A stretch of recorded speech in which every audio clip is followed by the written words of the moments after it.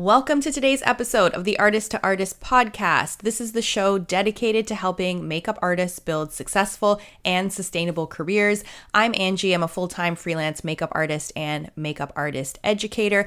And today's episode, I want to do something different for you. I recently was on a 2-day advertising shoot for a big car company, and I wanted to talk you through the whole life cycle of this job, how I got the job, how I prepared for the job, set etiquette, even how I bill for these types of things, because I think this is going to be helpful to give you some insight into how these types of more commercial jobs actually work. So if you get a job like this, you'll know how to handle yourself. And this might also be interesting if you're just new to the industry and you don't know what types of jobs are out there. I'll let you in on how all of this goes down. So this is something different for me for this podcast. So if you do like it, let me know, send me a direct message on the Artist to Artist Instagram, and I can continue doing more episodes like this if you find them helpful. I think it's best to start from the beginning, how I got this job in the first place. So this job came to me through a photographer that I have been working with for 5+ years. It could be longer at this point. And I met this photographer through another client. One of my clients, I've talked about this before on the podcast, you've seen it on my social media, Harlequin Romance Novels, who is owned by HarperCollins. It's a publishing company.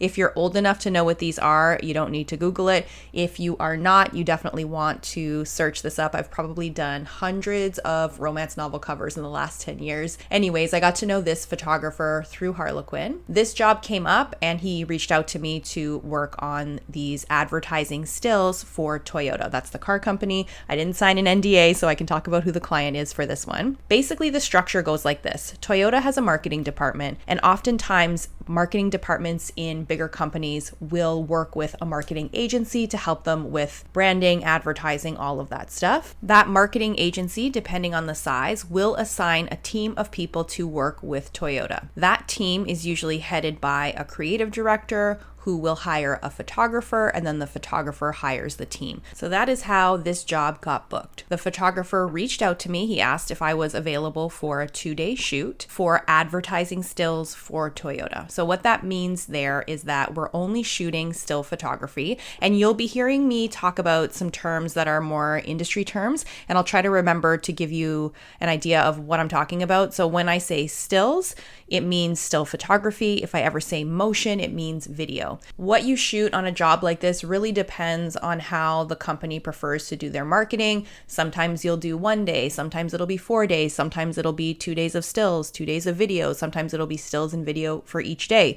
Sometimes the jobs can be longer than a couple of days. Within all of these types of jobs, and if I do more episodes where I talk about my clients with you and the types of jobs that I do, each industry, each client is going to be slightly different. But if I give you some familiarity with this type of advertising work now, likely you're going to find some similarities if you end up working or assisting on a job that is like this one. Let me get back on track. So the photographer reached out to me. He asked me if I was available for 2 days, a Sunday and a Monday, for advertising stills for Toyota. That was the information I got about the job. And when this photographer reached out to me, he was just putting his feelers out kind of to see if I was available. And I said I was available. Now, I didn't have any information about the shoot duration or the rate or anything like that, but because I have a long-term relationship with this photographer, I know the type of work that we do together. I have an idea of budgets that he usually works with when it comes to the different clients that he works on. So for me, holding a couple days for a client like this is no problem. And when I say holding a couple of days, this is a process that is very normal. When shoots are coming together and they're looking for team members or crew members, someone will reach out to you. In this case, it was the photographer, could be a producer, and they'll say, are you available for this day and that day? Can you hold those days for me until I have more information? So for this client, I said, yes, of course. And this is a normal thing to ask. Now, what that means is this client has a first hold. And what you have to get in the habit of when you're working as a freelancer is organizing your communication and organizing your holds. So if I have another client that reaches out to me and says, hey, Angie, I need you for 2 days. Are you available? And it's the same 2 days that I promised to this other photographer. To the second photographer, I would say, I have a hold on those 2 days. days. If you're okay, let me get back to you in the next 24 to 48 hours and I'll see if I'm released from those holds. So at that point, I would go back to the first photographer and say, hey, I have another job that's looking for somebody for the same 2 days. Do you have any more information about this job? Is it confirmed? Is it going to happen or not? Can you let me know? This sounds risky, and it can be risky, and there's always a gamble that you take when you accept a hold and it's not confirmed, but this is the normal booking process. You will get used to it. Some clients will tell you, I need to hold you for these 2 days, but I will let you know in 48 hours. And if you don't hear from them, you have to follow up because you want to get those confirmed bookings as fast as you can. So you're not just stuck holding a bunch of days for people and then potentially losing work. Now it can happen, and this is, again, totally normal. I know it sounds a little outrageous, but this is just the way we do things. This is the way we book the jobs. I was happy to hold these 2 dates for this photographer. He ended up coming back to me with a budget that the marketing department already had in mind. So he didn't ask me for my rate. He gave me the budget. It worked for me. I just confirmed the number of hours that we were going to be on the shoot because there is a difference in what I would charge between an 8-hour and a 10-hour day. 8-hour day was confirmed. And usually when you're working with agency people or more 9-to-5ers, the shoots, they do tend to keep them kind of between 8 or 9 hours. The 10, 12, 14-hour days, it can get there sometimes, but it's not so common in a lot of the advertising work that I have done, although it can happen. So I was happy with 2 8-hour days for the rate that was presented to me, and I accepted, said, yes, confirm me for the job, and that was that. 1 to 2 days before we started shooting, I got all of the information that I needed about the shoot from the photographer. Now, this is really cutting it close. Having all the information you need, like your call sheet 24 to 48 hours before, it's normal. But if something were to come up and you needed something specific, it's a very short window of time to get specific products or things like that. A call sheet, for those of you that don't know, is something that you're going to get anywhere from a few hours to 72 hours before your job. Sometimes people do these call sheets really well in advance when they're very organized, but sometimes they come in a couple hours before you're supposed to start. And the call sheet is a really important document to read over. It gives you the schedule for today. Everybody's call times are on there, so it's something you do have to read through because not everyone has the same call time. You want to look at the locations that you're shooting at. And the reason you're going through all of this is, one, you want to check what time you're supposed to be on set, and you're always going to be early, of course. I know what we talked about on last week's episode, so make sure you're always early. You want to check out your locations because where you're filming is going to help you figure out what you need to pack for the day. And you want to look at the call sheet to see what the timing looks like for your prep time to get your talent ready. So call sheet is very important. You want to read it through very thoroughly. Don't take anything for granted. Even if a photographer says, oh yeah, we'll probably start at 8, when you get that call sheet, double check because it may be on that call sheet you're actually starting at 5:30. So read these things through. Do not overlook anything, any document you get from your team, from photographer, producer, whoever it is. Read all of this through. The other information that I received was the shot list, which is a more specific breakdown of how each day is going to go and the timing for each. And then I also received a character breakdown. For each of the talent that we were going to be working with over the 2 days, I would see 1 or 2 headshots, and then I would get a breakdown of the character that they are portraying. For Toyota, we had customers of Toyota and service agents, so people that work for Toyota. And the reason you also want to read about all of this stuff is because this is also going to inform the type of hair and makeup you're going to be doing.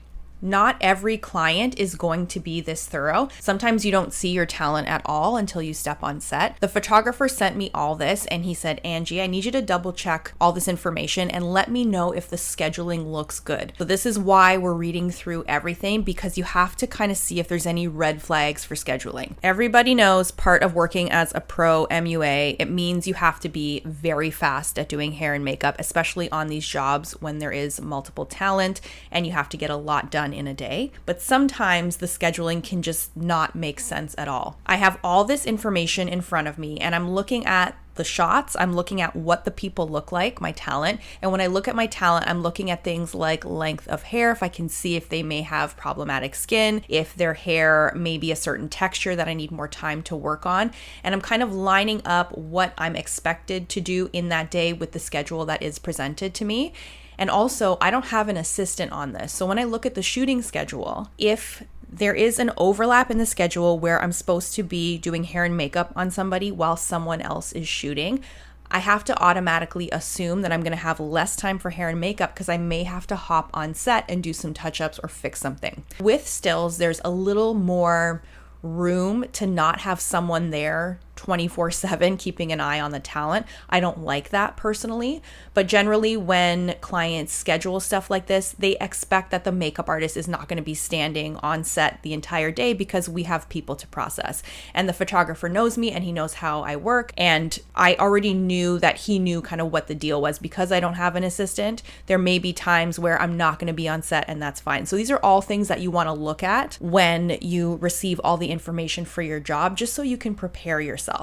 And because the photographer asked me, did I feel like the schedule was okay? And I'll get into the schedule in more detail in just a moment. I looked at it and it looked good to me. It looked like I could do what I needed to do based on how the talent looked, and I could still hop on to set, touch up where needed, and actually stay on time for the day. I pulled up the schedule for each day. I have it in front of me and I'm just looking at it. The first day of the shoot was a heavier day for me. The second day of the shoot was very easy. The first day I had 6 talent, 3 males, 3 females. So that was great because with the male talent in there, the processing time is significantly less, and you generally don't have to spend a lot of time on male talent for advertising stills because there's just not a lot that you have to do. They all had short hair. I had 1 bald head, so that's even less work for me. They had given me 30 minutes for each male talent on the schedule, and usually in real world time that means about 15, maybe 20, because you never really actually get the time that you need. And the way they did it is that they kind of staggered the talent's arrival time all throughout the day. So they weren't having 6 people show up at 7 a.m. and then just keeping them for the 8 or 9 hour day. They staggered them through. The first talent came right at 7 o'clock in the morning. It took me about 15 minutes to process him. Then I had another male talent, same thing, that showed up around 7:30. So another 15 minutes to process that person. And that gave me a head start for the day. The other thing I had to keep in mind with this specific schedule is that there was no time for wardrobe. I'm looking at the call times, and then I'm looking at the times that we have to start shooting. And I have to also take into consideration that the person I'm working with who is styling wardrobe is going to need some time to pick out some clothes and make sure everything's good to go on that end. So this is why you really want to have a good look through anything, any call sheet, any kind of documents you get sent before your job, so you can assess how the day is going to go. Sometimes they're crazy chaotic, sometimes they are more relaxed, but these are things that I want to draw your attention to so you know what you're looking at. The next male talent came at 10 a.m., which was very easy. And then we didn't have, I think, the first female talent until 10:30. And then the last 2 came at 1 and 1:30. So there is a little bit of overlap there between the last 2 girls. And I'll talk to you about more time management in just a second. I want to go back to the top of the day. When I arrived on set, I was listening and overhearing people talking who were from Toyota, the client, and also from the marketing company. And this is something you also want to be mindful of, who's who on a job, especially if you're newer. You really need to figure out quickly who does what job, and the call sheet can really help with that. When you have it with you, or you save it as like your screensaver on your phone or as a photo in your photo album, whatever it is, when you introduce yourself to people, which you should be introducing yourself to anybody that you cross paths with, you can start to piece together who's who. You just want to have an awareness of who people are. You want to make sure that you're not saying the wrong thing in front of the wrong people. So I'm always listening when I go on to set. And I was overhearing that they had already shot 2 days of video for Toyota, and they were really big shoots. So right away when I got to set, my first question was for the photographer. And my question was, is there continuity that I have to maintain with the makeup and hair for today's job? And what that means is there anything that I need to do that is the same as the last time? Like, does the hair need to be the same, the makeup, that type of thing? So I asked the photographer. This is the person I decided to go to because he gave me a lot of the information about the art direction. I didn't talk to a producer or the creative director from the agency.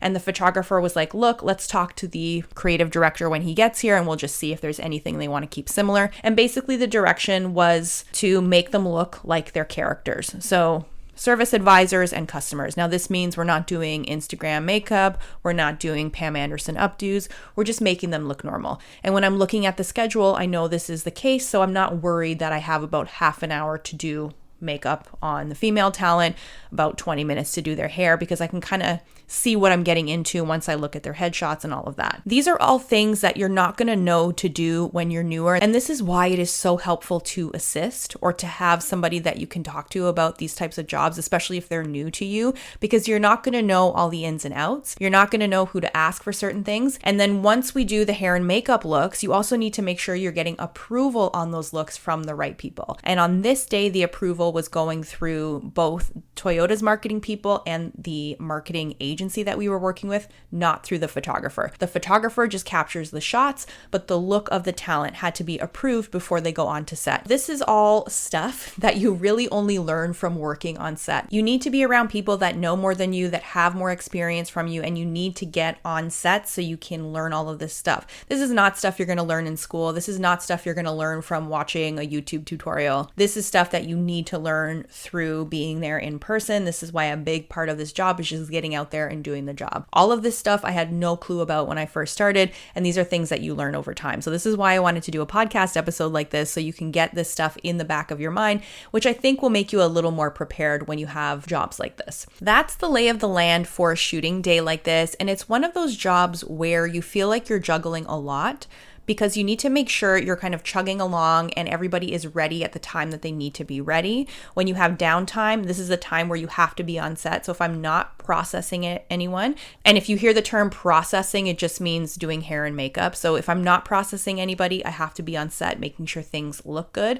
I check in with my photographer regularly. I check in with the creative director regularly, making sure they're happy with everything. As I do my hair and makeup on each talent, I'm making sure that hair and makeup look gets approved before I send them to set. And of course, I'm looking for touch-ups. So there's a lot to manage on a day like this, especially when it's just one person. I will be honest with everybody here. I would say 99% of my jobs, there's no assistant. My clients don't see the need. They don't budget for it. So you're managing a lot. And you also, through all of this, have to still remain cheerful and friendly and making sure you're kind of looking after everybody that's your talent that you're responsible for the day. So there's a lot on your plate. There's always lots of people circulating. Sometimes there's a lot of back and forth when it comes to the hair and makeup, if they like it, if they don't like it. And it really is an interesting environment to work in. Now, a few things I wanted to mention. I talked about earlier, just making sure you read through all of the information about the shoot if you do get it, because this will impact how your hair and makeup is going to look. I posted on my Instagram stories about this job, and I said,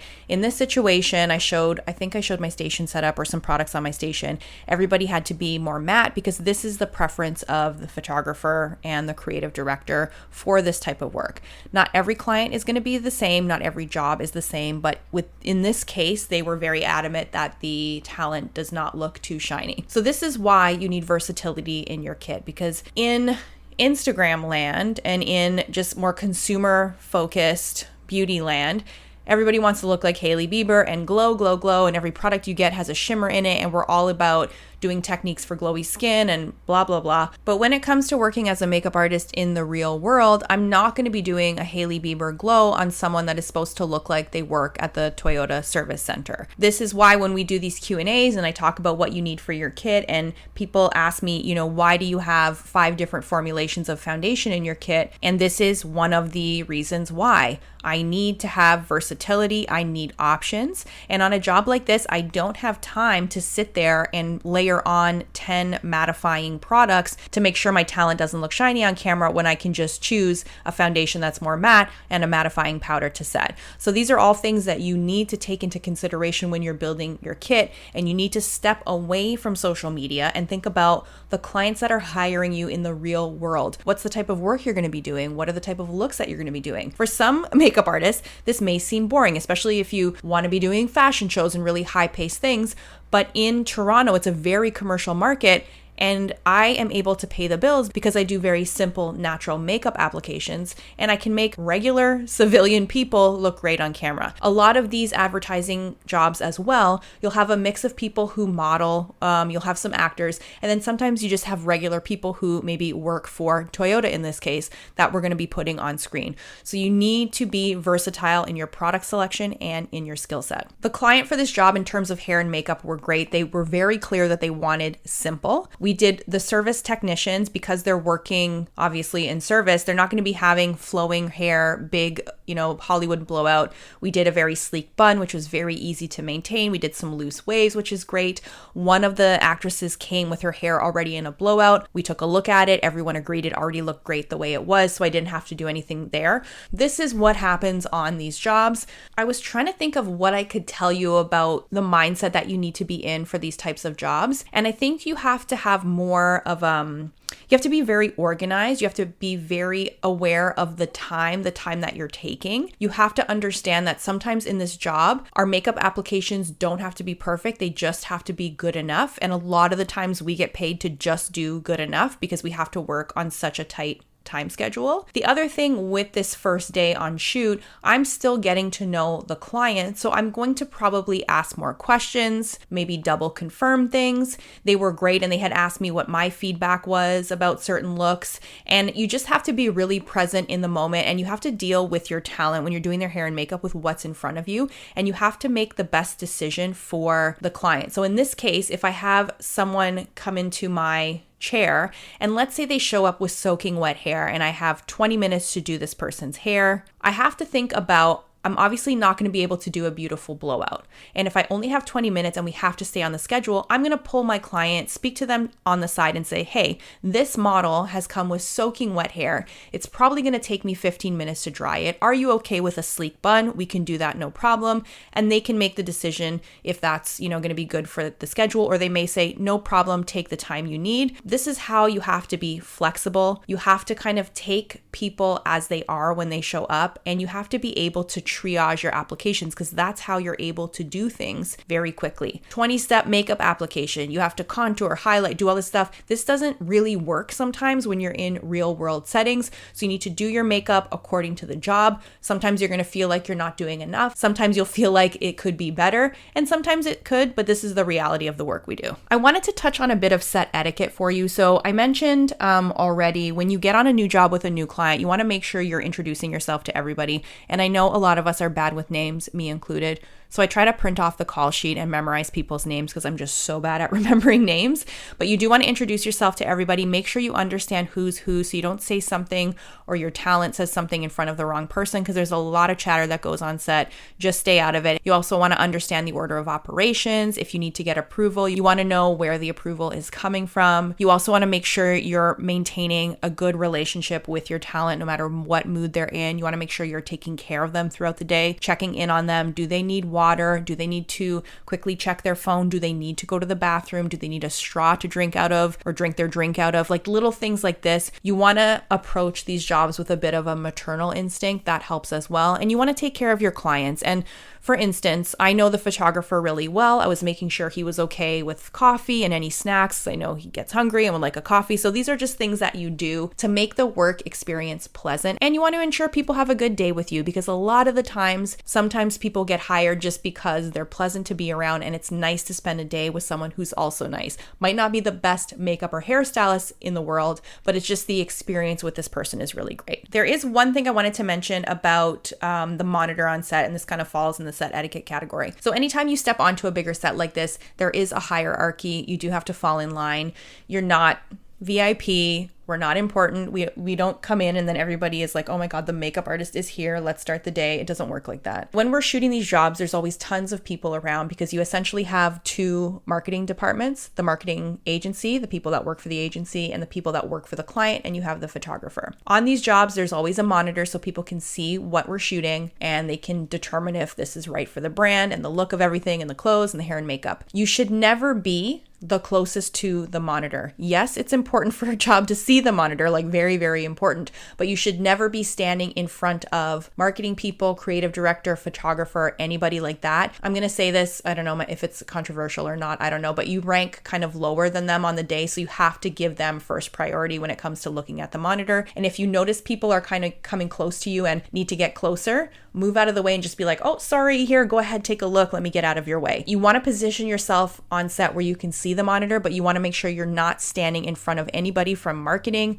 the photographer, or the creative director. So that's something you do want to keep in the back of your mind. And pay attention to your presence on set. Are you in people's way? Are you distracting? Are you making a scene? Are you on your phone too much? These are other things that you want to keep in mind. One more thing from that first day of shooting, it was very warm in Toronto, and I did not realize this until we got to set, but we were shooting in what is called a service bay, and it's essentially a garage that has a ton of windows.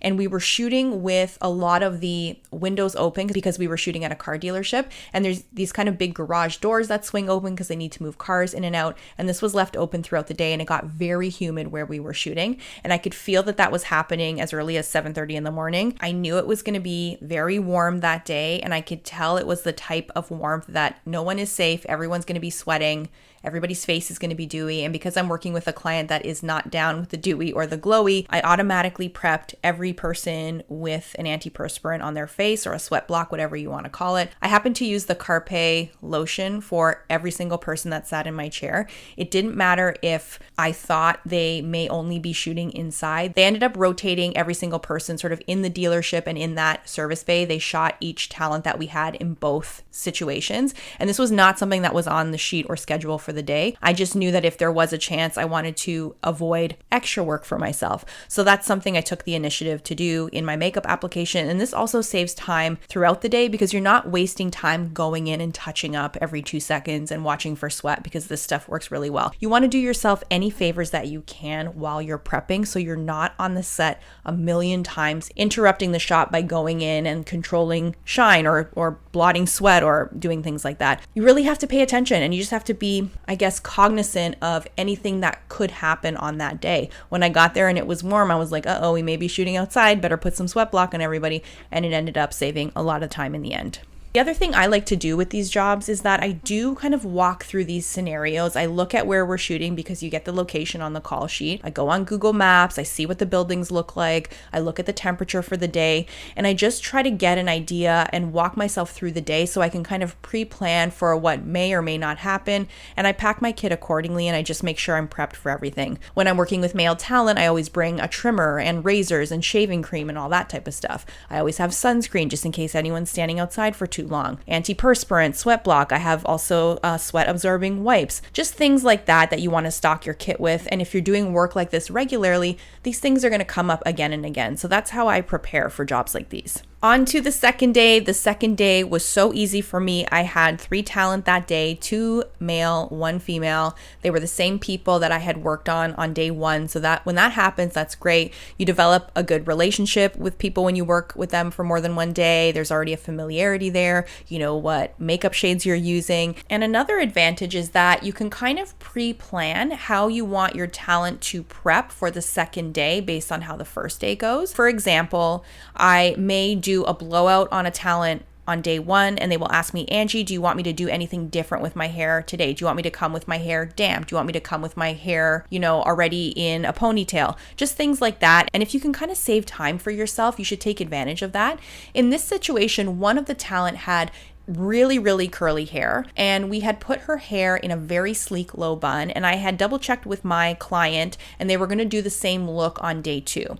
So day 2 rolls around, we process the guys first. They're done in about 15 minutes. They get dressed, they're ready to go. The female talent came a little bit later, and they decided last minute that they wanted to do more of just a curly ponytail. So based on the schedule that we had, the shoot schedule, I said, great, I love this idea, but I'm going to need probably an extra 15 minutes because I need to detangle her hair from how we did it yesterday, and I need to reinvigorate the curls and diffuse, and that's going to take 15 minutes, and they were okay with that and happy to give me the time. So I just cleared that up with them on the second day, and we got right back on track, and I was able to save some time by doing her makeup last. So sometimes when I have really tight time constraints, what I will do is what I know is going to take me the longest first, or I will do what my weakest areas of application are first, because I know I can make up the time in things that I'm more confident in. And I was able to do her makeup in about, 15 minutes because I had already done her makeup the day before. The look was simple. She prepped her skin the right way. I had asked her to do what she did from the first day for the second day,